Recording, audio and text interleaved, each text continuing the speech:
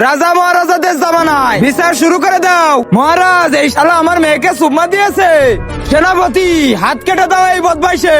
মহারাজ মহারাজ, মাফ করে দিন মহারাজ। মেয়েদেরকে সুম্মা দিলে মহারাজ হাত কাটতে হয় না, কাটতে হয় তো ওর গলা।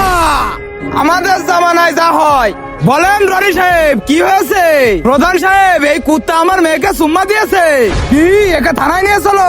দাঁড়ান প্রধান সাহেব, কি হয়েছে? আমরা যদি থানায় যাই তাহলে আমাদের অনেক বদনাম হয়ে যাবে। 10-20 হাজার নিয়ে মামলা এখানেই শেষ করে দিই। আরে শালা, 20,000 টাকা দে আমাকে। কি বললে? কি, তোমার মেয়েকে সুম্মা দিলে মোটে 20,000 টাকা দিতে হবে? হ্যাঁ, এটা দিলেই হবে আমাকে।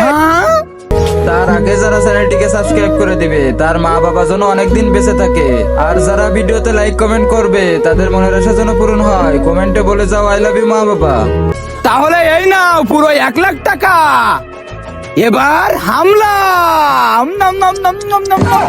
আরে প্রধান সাহেব, এ কি করছেন আপনি? ছেড়ে